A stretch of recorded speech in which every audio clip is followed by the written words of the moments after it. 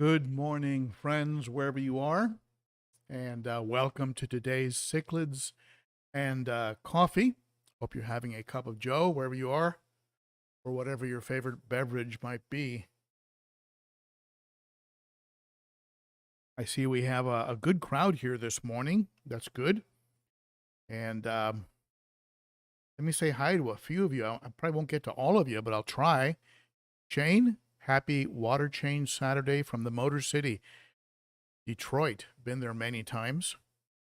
Was surprised to find out that in downtown Detroit, you look south and you see Canada. So, have an interesting piece of trivia. Peas and Haps forever. Fishman Marcus.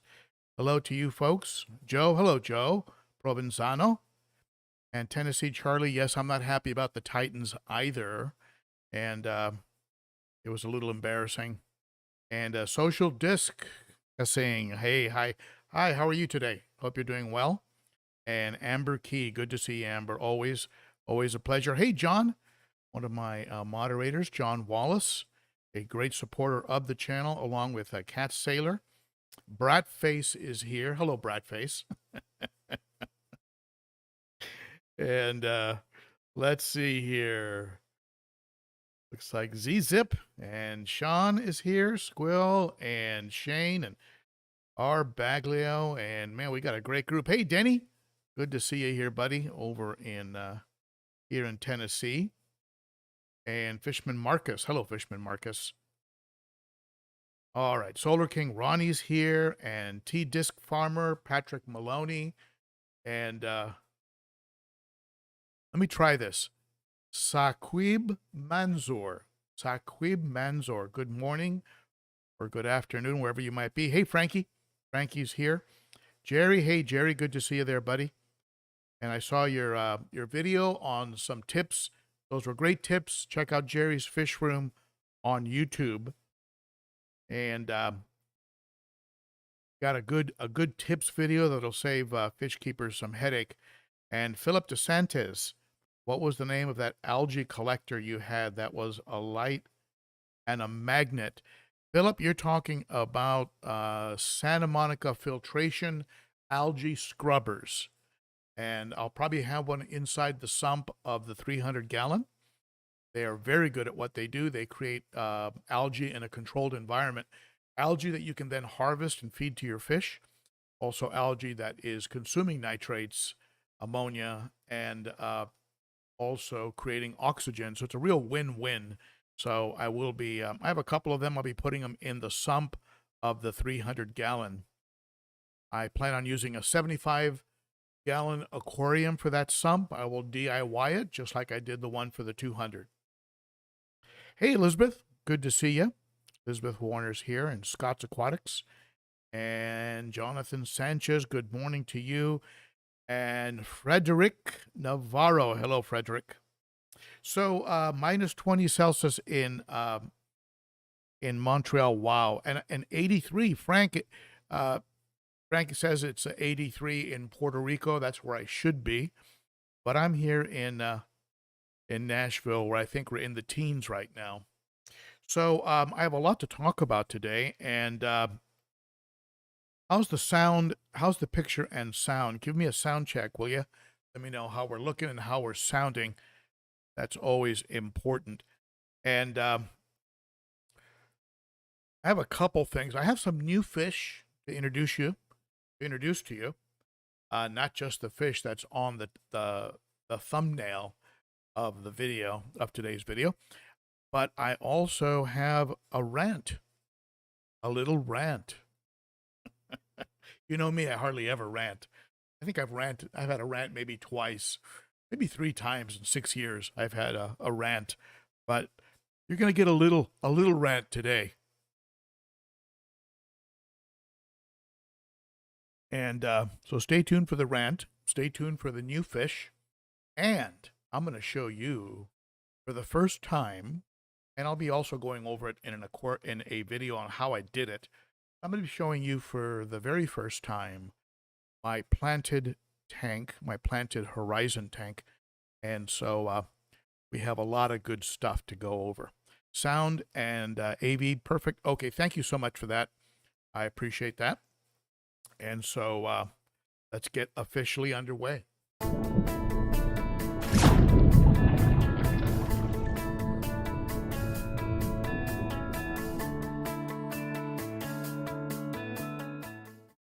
If you're new to the channel, be sure to hit that sub and that bell and all that good stuff, and let YouTube know that you like the channel, and that way they will put my videos in front of other fish keepers like you and me. And if you'd like to support the channel, you can by becoming a Patreon. You can join the Garage Gang, and also you can use the Amazon link when you go to Amazon, whether you buy something from my store or not. If you just use my link to get to Amazon, you will give credit. There'll be a small percentage to the channel. And if you want to pick up mugs and T-shirts and all hoodies and all kinds of stuff, visit the Teespring store. Be sure to use live stream for a 10% discount at checkout. Also, a big shout out to my moderators, best moderators on YouTube, and also to the channel sponsor, the Cichlids Shack. And big shout out to James Largo, takes good care of me. And be sure to use Shack Attack 10 for a 10% discount at checkout at the Cichlids Shack on food and meds and plants and all kinds of stuff, not just cichlids. And if you buy fish and the order's over $100, use Shack Attack 15 and you'll get 15% off. So there you go. We paid some of the bills. Let's get back to the main scene. So what should we start with? Let's start with the rant. Let's get the rant out of the way so we can end off on a positive note. Some of you might be wondering where the video on the Fusco went. The Fusco video has disappeared from YouTube, and I might just reshoot it. But what happened was, and I don't understand why this is. Viva is the software that I use to edit videos on my cell phone. Viva provides music that you can include in your videos. Well, when you use that music sometimes and it goes up to YouTube, YouTube gives you what's called a copyright strike. They say this is copyrighted music that you don't have permission to use. You can leave the video up, but any proceeds go to the copyright holder, or we can replace the music in the video. I say, okay, you know what? Let's just replace the music, and I use YouTube's music library. There are two parts in the video, one 2/3 of the way through, and one at the very end where that music from the Viva app was being used. I said, okay, let's go ahead and replace the music with your music from your library, YouTube.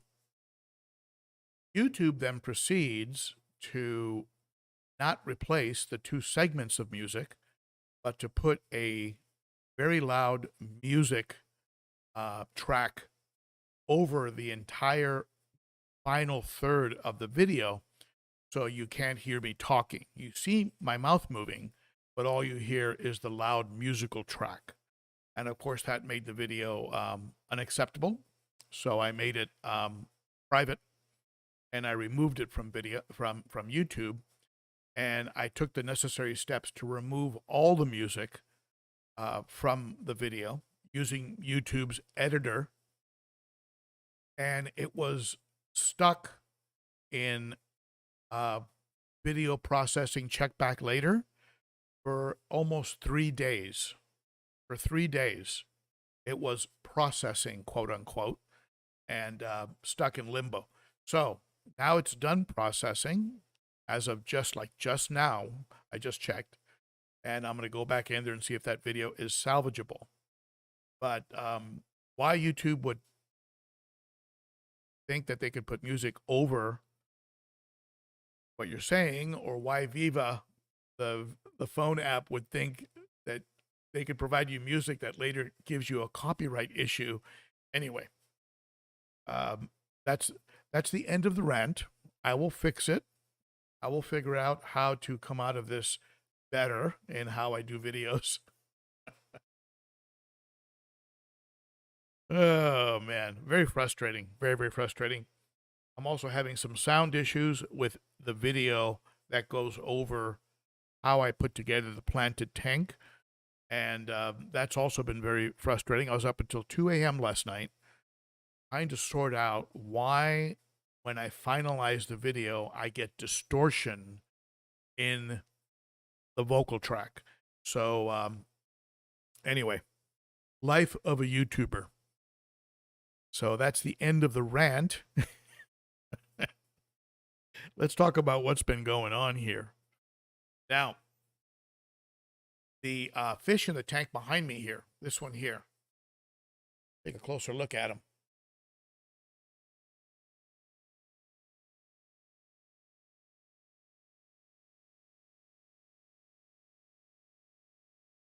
There he is. All right. That is a very pretty Taiwan reef. And that Taiwan reef wasn't eating.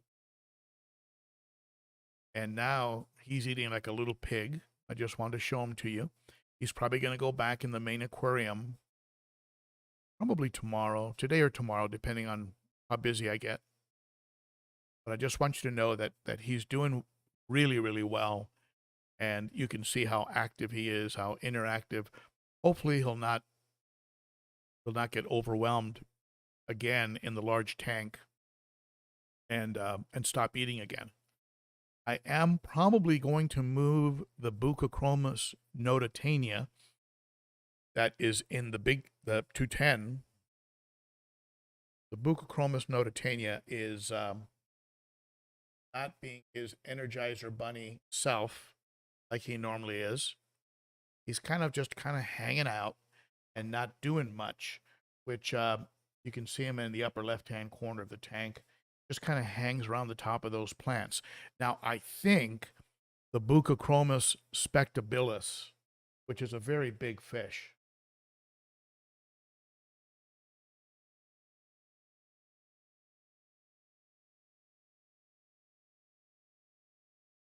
That's a Buccochromis spectabilis. A third to twice the size of that notatania. So I'm thinking the notatania might be getting harassed. So what I'll do is I'll probably put that notatania in the 55 where I currently have the Taiwan reef, and let him get some of his confidence, let him get some of his swagger back, and then I'll put him back in the 210. You can see the 210 is doing well. It does have its occasional chases, but it doesn't have the crazy violence that you normally see in some African cichlid tanks.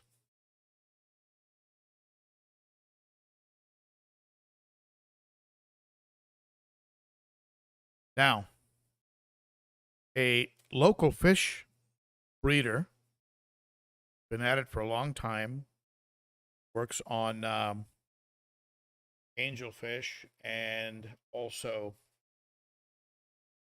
does dwarf rainbows. Well, we've been talking since I came to Nashville.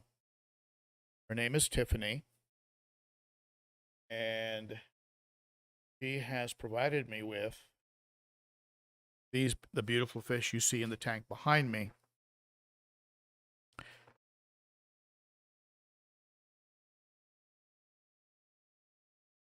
Blue dwarf rainbows.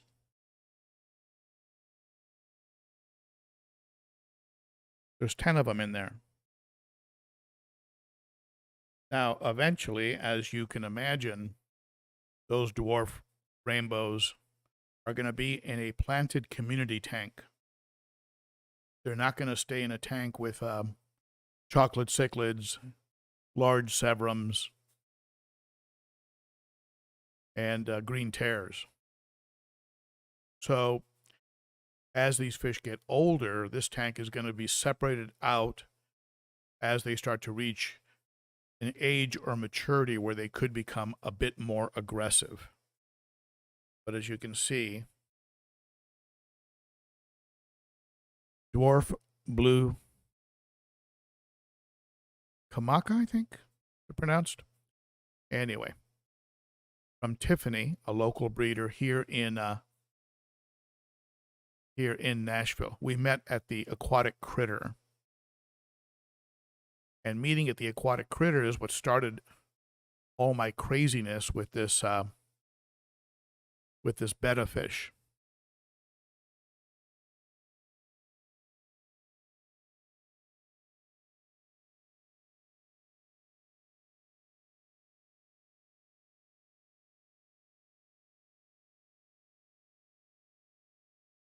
I picked up a betta.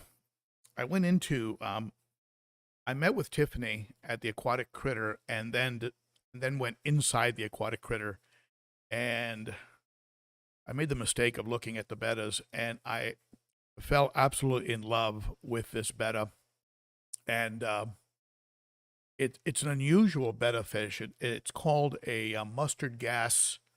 It's a mustard gas blue betta, and I don't know if that's an official name or something they just made up, but I'll show you a picture. And he's in this. Sorry about that bump there, but he's in a tank.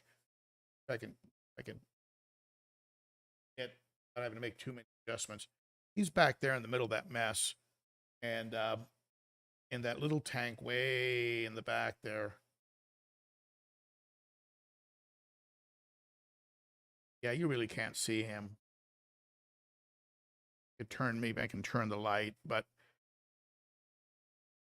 the light is very dim in that tank, and he's actually a pretty small betta. What he looks like, show you.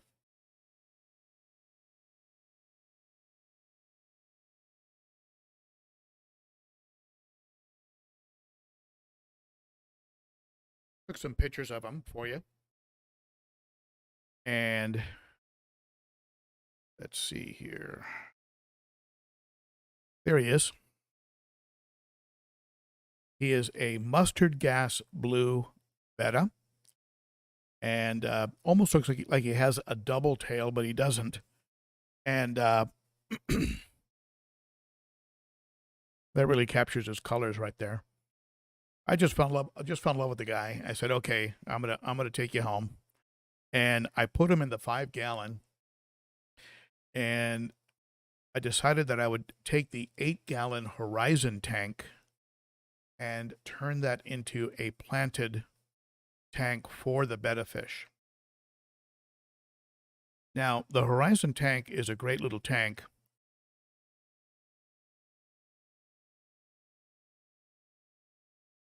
But it's not a good betta tank. And you know, I'm sorry, Higer. You know, I love you guys, but it's not a good betta tank. And I'll tell you why. For two reasons. First of all, you need a heater. And I bought a flat heater, but it wasn't enough watts, so I had to put a bigger heater in there. And also you need a lid, because I understand bettas are jumpers. So I had to fashion a lid, and I had to throw a heater in there. And otherwise, I mean, you get lights, you get a beautiful 3D background, you get a filtration system with a spray bar. It's a great little tank, and I'll show you what I did with it. And let me see here. Let's take Mr. Mustard. I've named him Mr. Mustard. Let's take Mr. Mustard off the screen here, and I will show you the planted tank. This is the planted tank. A photo of the planted tank. And I pulled all the plants from the a good number of the plants from the community tank. And that community tank currently has embers and lemons and rummy nose and fish like that in it. And I might end up turning that 29 into a planted community. Any advice or tips that you folks have about this project, just let me know. I'm all ears. I'm brand new to keeping bettas. So anything that you have to say to me about this, I would love to hear. And I'll show you the planted tank live.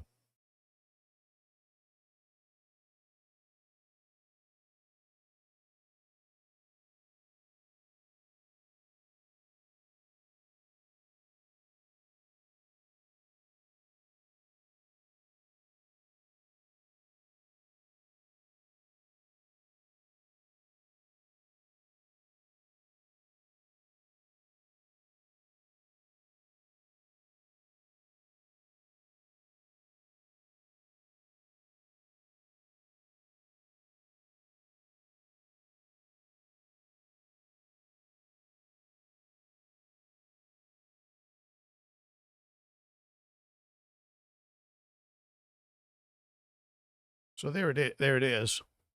And you can see I had to put that big heater in there, which doesn't bother me that much, but I'd rather not have to have it in there, or have perhaps something flatter. I think Heiger could integrate something. Perhaps Heiger could integrate something that would accommodate or work as a heater. And what I have in there is I have some Anubias that I wedged into the background, and then some planted, some swords and some other assorted plants. That red plant in the bottom left, I just love that plant. And the Anubias, of course, were very easy just to wedge into the background. I trim the roots, and that way that promotes growth, and then promotes that the roots will grow around the rocks so that they really get a good grip. I'm using the Seachem fluorite, gravel, which is a clay-based gravel. They say that it's pre-washed. Don't believe them. I threw out about 10 buckets of very, very dark water when I rinsed it out. Maybe it's because it's clay-based, but it took quite a while to get it to actually run off clean. I've put some of the tabs, some of the vitamin tabs in there, and I'm also using some of Corey's fertilizer, his liquid fertilizer. So I'm just letting it kind of settle down a little bit. And I also put a little bit of Monster in there, Monster 360 from Fritz. So it really cleared up really, really nice. So that is the initial planted tank. I'm thinking the ones on the bottom left are going to start to spread out a little bit. And of course, the ones with the Anubiases will also keep growing. Now, if you have any advice or tips about a planted tank with a Betta in it, please let me know in the comments. I'd love to hear it. As I said, I am brand new. I am brand new with Betta. Now, my friends over at JC&P, they have a tank similar in size, and they would like for me to do a review on it. I am going to go ahead and get that nano tank from JC&P and do a similar project. And if it comes with a lid and a heater, that might be where the Betta ends up. And maybe I'll throw some little lemon tetras, maybe some celestial dinios, maybe some rummy nose inside this 8-gallon. I think some rummy nose tetra would look really, really nice in there.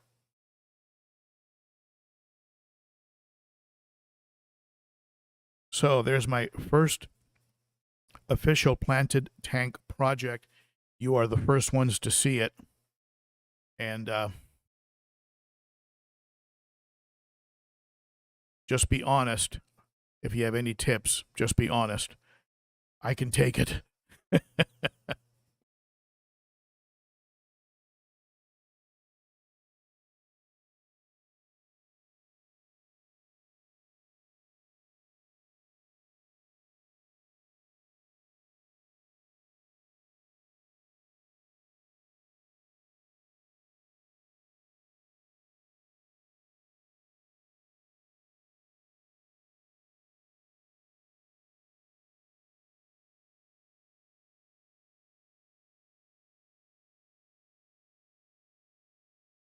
I think we're good. Up, a little tilted.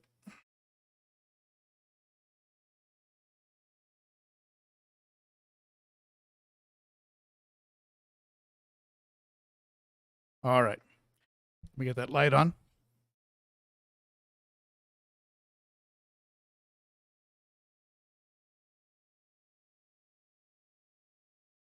So we just skipped right over the 90 gallon. Some of you were commenting on the 90 gallon. The 90 gallon is doing great. There are, you can see the planted tank back there, the 29 gallon planted. But the 90 gallon is doing wonderful. It does have some battles going on between two of the viejas.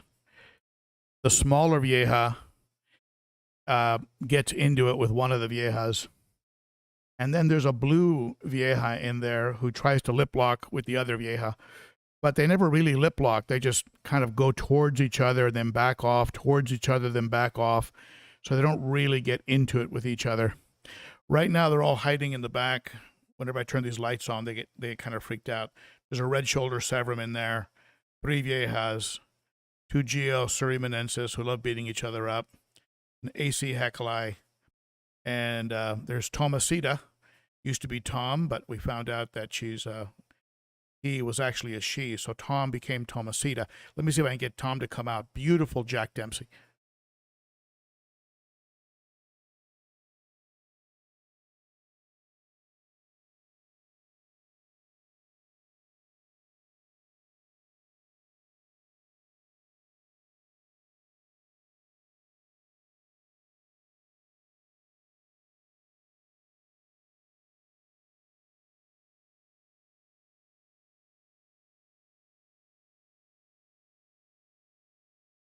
Shouldn't have fed him before the live stream.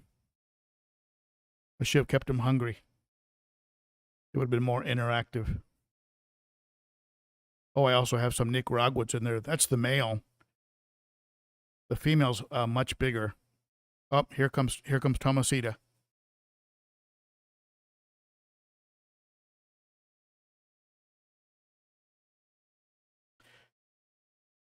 Just the blues on the body, the spots, just absolutely gorgeous.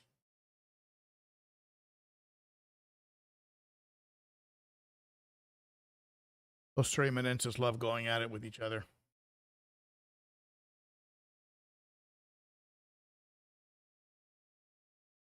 So there's an update on the 90. Been showing it all around here. You know that what's going to be in front of me in the future is going to be that 300 gallon. The 300 gallon is going to be facing me right here. So we're going to have fish room in the round. So I'll have to have the camera going 360 to show you everything that's going on. So, and that'll be fun. So let's take a look at what you folks are talking about here. And I noticed Father Fish was in the house. Father Fish. Hello, Father Fish. Great guy. Had the pleasure of meeting him at Aquashella. And Father Fish, if you're going to be at Aquashella again, I will see you there at the end of February. I plan on being there. And I will be hanging around the Fish Tuber booth, which normally I don't do. James comes in with a super chat. Thank you, James. I appreciate that. And Denny. Hey, Denny. Thank you for that super chat, my friend. And Tabarak Aquatics. Another super chat. Thank you. I really appreciate that. Your help is always greatly appreciated with those super chats. Help cover the room over in Orlando, Florida. We're staying at this resort in Orlando. Should be it's a pretty nice place. So let's take a look at some of the questions you might have. If you have any questions, did you want to look at the 210 just for a second?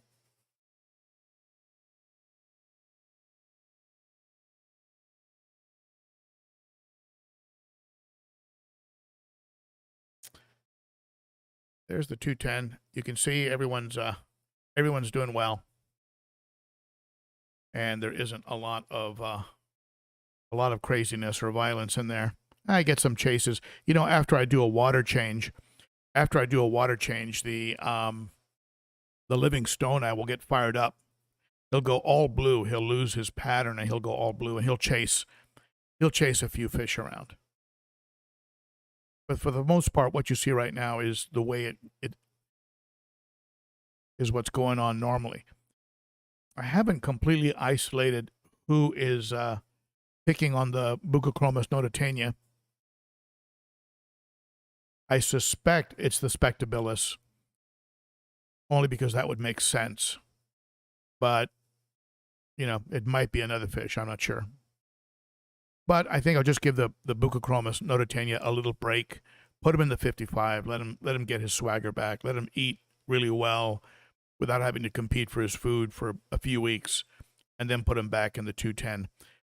Similar to what I did with the Taiwan Reef, who is now, as you can see, very, very active and doing well.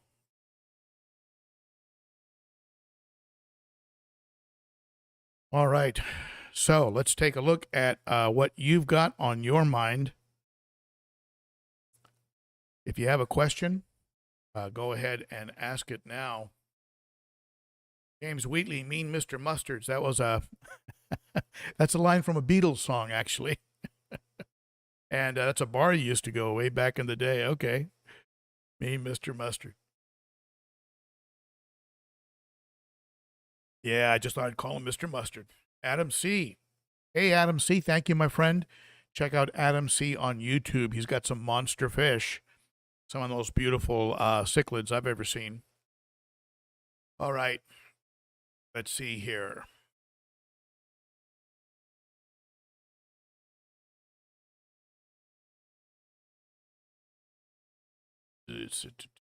See, Ben, when are you getting your 300? Trav, the Cichlid Keeper. It is, I'm going to be meeting with Joe, one of the co-owners of Glass Cages, and we're going to coordinate the delivery. I need to have about 6 people here to help move it. It's an extremely heavy 8-foot tank, and I'm sorry, 7-foot tank. And so I've got to coordinate on having the people here to move it, the bodies. And I want to add one more set of sockets, just to increase the amperage a bit of the garage. So I'm going to have the electrician come out and add a couple more sockets, so I'm not blowing out fuses. When it got really cold and I ran the floor, that 1,000-watt floor heater, I ran it up at 76 degrees, and I did blow a fuse once, and it was very, very frustrating. So I'm going to have him come out, take a look at that, and also add some more sockets to the fish room. If I can get something on the floor or maybe something on the ceiling that then comes down, we'll work something out.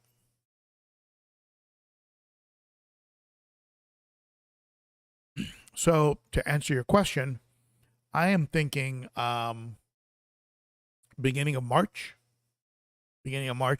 have it here. Now, having it here and having it up and running, that's going to be probably puts me out to beginning of April. I've got to cut the plumbing, right? I've got to do the plumbing. I've got to set up the sump, a 75-gallon tank that I'm going to be using as a sump. I have to set up another canister. Not sure if I'm going to use the 704B or just look at picking up something else, maybe another FX6 or something. And, buy the substrate. It's going to take probably 300, 400 pounds of substrate if I want a deep sand bed, right? And if it's going to be for South Americans, Central Americans, it'll be probably some of that, some of the Caribbean Sea naturals. They have Caribbean Sea naturals. Either that, or I can maybe get some pool sand. I've heard good things about pool filter sand. So that's a possibility too. So we'll see. It's going to be a lot of pounds that's going to have to be rinsed and put into the tank. So it's going to be, if that tank is up and running and the sump is dialed in and it's cycled and ready for transferring some of the bigger South Americans out of the 90 by April, I'll be really happy. I'd love to have it tomorrow. I'd love to have it, but I'll tell you, some of the biggest mistakes I've made have been when I've rushed these projects. And I took my time on the 210, and that really, really paid off. It turned out to be, I went back, I did a little bit of replumbing, I recut the plumbing so that the size was just dialed in. I mean, I was off just a little, and I could have gone with it, but didn't seem right, so I just went ahead and did it over again, and that stuff happens, and so you got to plan that in a time budget that something might come up that needs to be that'll need to be redone, and so it's like when you do like you do something to your home, and they give you a 2-week estimate. You better think 4 weeks, and you better double the cost in your head because that's usually where it ends up, right? So yeah, check out Father Fish. Father Fish has been at it for a very long time. I see Jerry signed up for Father Fish. Check out Father Fish on YouTube. He's got a tremendous amount of knowledge, and he shares it with you for free.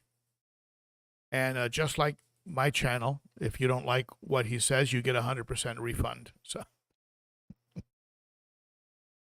GP says that pool filter sand is nice, but just remember, it doesn't hold bacteria. Interesting point. Okay, so that would be contradictory to wanting to have some bacteria growing in your substrate or having your substrate be a home for beneficial bacteria. Good to know, GP. So that in mind, I'll probably go with the naturals, that natural sand from Carib Sea, which I've been really, really happy with. Hey, Jordan LaBelle. Jordan LaBelle is here. I know that Adam C's albino flavescent breeding group was probably one of the most beautiful fish I think he's ever had. And I'm still looking for a I'm still looking for a albino AC Heckelei, and absolutely beautiful fish. So let me change the screen here. I am still going through the comments, though. I'm looking at your comments, going back a little bit, see if you have any questions. And I'll go ahead and answer them for you right now.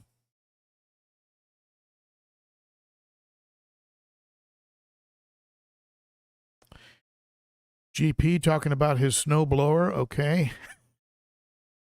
Some of the conversations you get off into is... Thank you, Paul. Paul Newman. Glad to see that great to see that your Taiwan Reef is doing better. Yes, I didn't want him to waste away. I was willing to put him through, some meds, put him through some treatment, but he immediately started eating the frozen krill, and then went right on to pellets and flakes. So he's eating everything now. So I would say that he has turned the corner.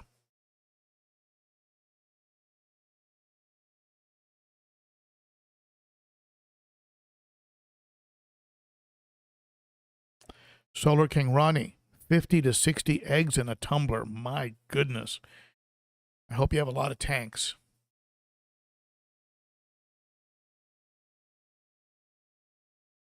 Matthew Grace, hello. How many filtration you have in one tank? Well, I'll tell you. I tend to go in the direction of minimum of 2, unless it's a very small. This is a 29-gallon or something like that. But go with 2 if you can. I mean, I do a sump canister combination. I have in this tank behind me here, I have 2 Expertmatic, those Expertmatic filters that work as both they work as see one there on the edge, and then on the other side there's another one. Those are 2 filters. They work as sponge filters, wave makers, bubblers, right? So they do a little bit of everything. And so 2 there. And on this tank here, I have an Expertmatic, but there's also a Marineland 400. So you have a Marineland Emperor 400 on there together with the Expertmatic. Now, why do I always have 2 filters? That way, when I'm servicing one, the other one is running and not being touched. And on the 90 gallon, I have two 2 Marineland Emperor 400s. And I alternate servicing them, usually a week to 2 weeks apart. So I like redundancy. I like using more than one filter. And that way, let's say one filter fails, I still have filtration going.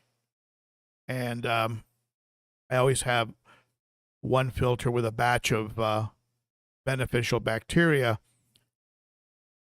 undisturbed.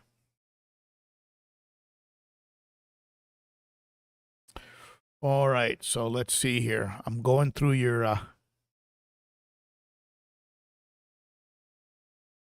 Oink Master Supreme Forever. Now, Oink Master, are you into? Do you own a pig, or are you into barbecue? Or that name to me is amazing. And thank you so much for your comment.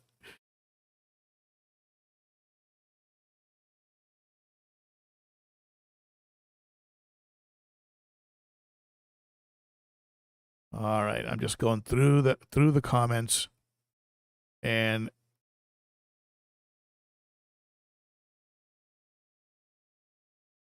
Frankie, fingers, I would like to try a sump someday. I have a whole playlist on sumps. If you watch the most recent 3 or 4, that would be the best, because as I understood sumps more, I was able to just keep it more simple, and the simpler the better. Some people are intimidated by them. Some people think that they're going to have a flood if they use them. You can set them up so that flooding is almost impossible, and I'm sure some people can find a way. Some people will find a way to flood, but it's almost impossible. I shut everything off, and I still have like 2 or 3 inches on a 29-gallon. So it's like impossible to flood. Now, if I got a back siphon from the output or something like that, then that maybe that would overflow it. But you put one-way valves in, you drill a small hole in the output so that would break the siphon, just under the water line. There's lots of little things you do, and it makes flooding impossible. So anyway, watch some videos, Frankie, and get familiar. Don't do what I did. I couldn't find any videos. I mean, some of the salt keepers had videos, but they didn't really get into the mechanics of setting them up. They sort of just said, "Okay, look, here's my sump, and I've got a bunch of corals, but so I had to get in there, and with the advice of people like Denny, I sort of hit and miss, and I had a few floods, and then I understood. I finally got it, how they work, and they're just great filters. I have a heater in the sump, and I have a heater in the aquarium. I just want to tell you something. Something that happened. I did a water change on the 210, a little bit larger, just a little bit more volume than I would normally. And it went about 1.5 inches down into the Aqua, AQQA, Aqua 800-watt heater.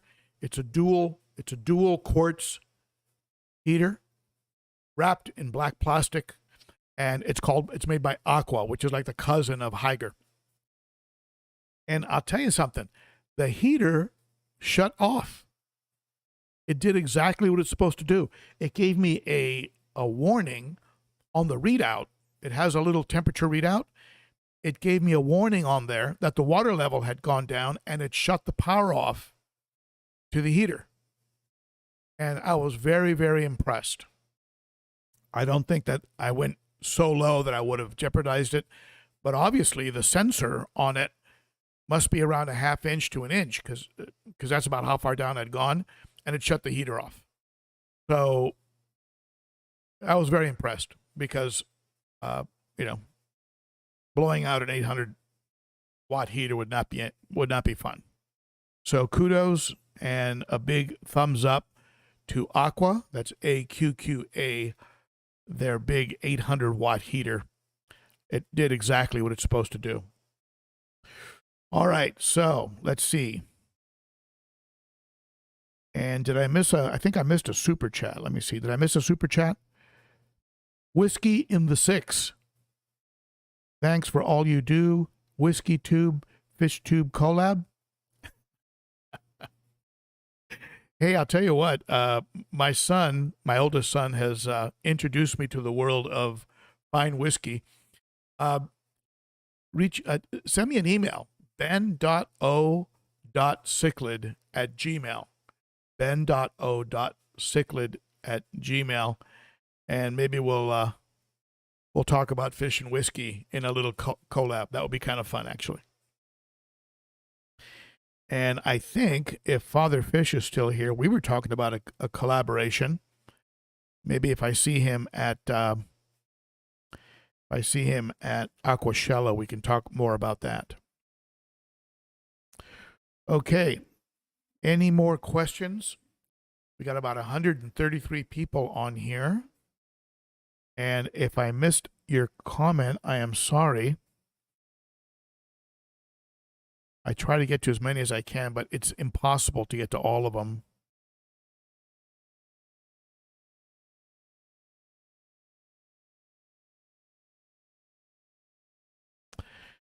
Did anybody answer your question, Oink Master Supreme Forever, about duckweed? I mean, once duckweed gets going, it really gets going.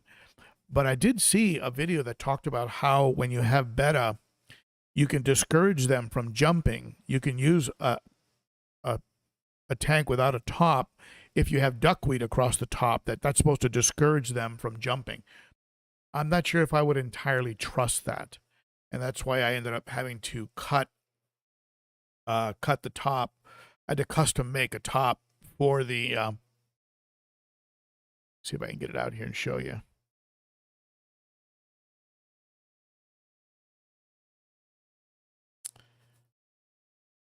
That tank right there, the community tank, has a evaporation top. You see that lid on there? That corrugated lid?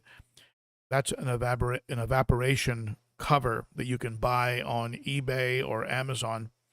And I custom cut it so that the brackets that hold the light can actually fit in there.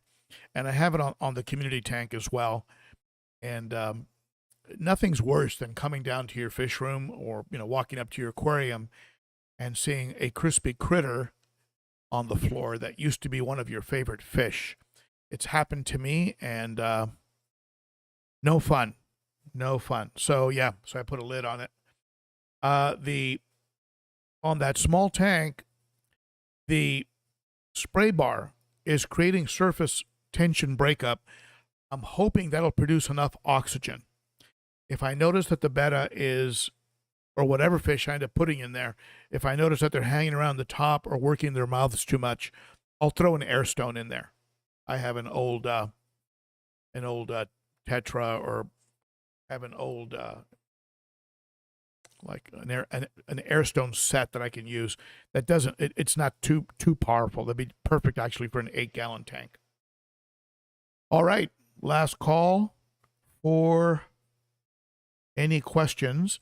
And tomorrow, I think I'm going to be releasing a review on a light that I received. I received a light from my friends over at Higer, and I like it. But I don't like it, and you'll see in the review why I say that. It's one of my favorite features. One of my favorite features of the Higer light is missing from the light that they're marketing under the name Aqua. And I'll talk about it in tomorrow's video. It's one of those videos entitled Honest Product Reviews. You'll get the good and the bad. The plus point is that I am getting about 5 to 6 more inches of coverage on the African cichlid tank. I'm getting a lot more coverage. So it's not just, it's just giving me better lighting. It's just giving me a better lit tank. And then I'm using the JC and P lights are being used as background lights with reds and blues, and I'm not even sure if I have any. I don't know if I have. I don't think I have any of the white on in the background lights. I think the background lights are just blue and red, and then I have that 48-inch aqua light lighting up the front middle of the tank. And so I love the lighting. Now, it has 3 settings. You can go with blues and reds. The new aqua light. You can go blues and reds. You can go dim, like dim blue, like midnight,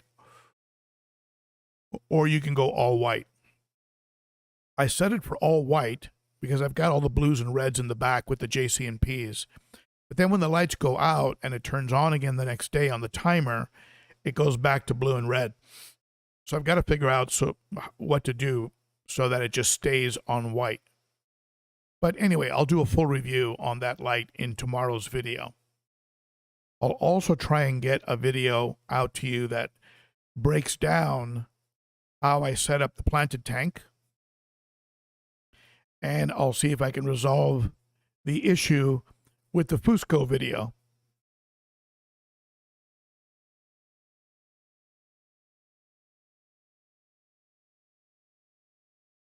If I can get YouTube to cooperate.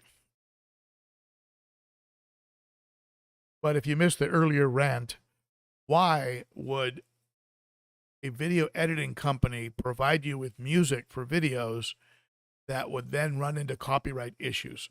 Why would you do that? Viva, if you're listening, Viva is the name of the company. And then Vegas is the name of my computer, my computer video editing software. And it keeps crashing. And do not buy Viva video editing software. I think I've made the decision I'm going to be switching over to DaVinci, and DaVinci is, I hear nothing but good things about DaVinci. So anyway, never a dull moment for me, and always a new learning curve, whether it's fish or plants or software and applications. I appreciate you folks hanging in there with me through my crazy learning curves and the adventure of setting up this fish room.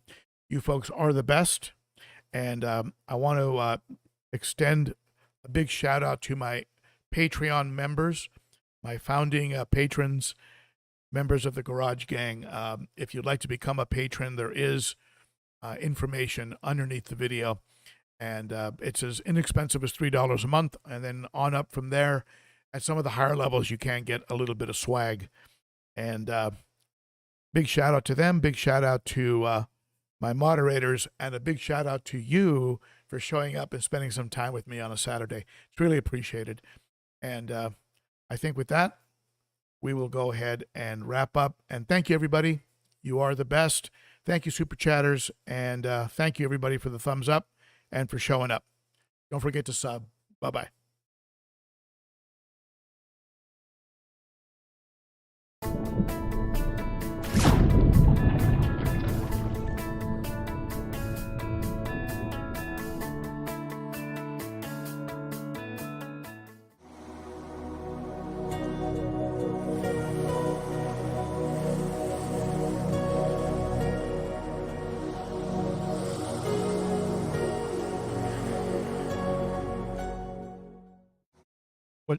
What's that thing? What's that scene from The Godfather?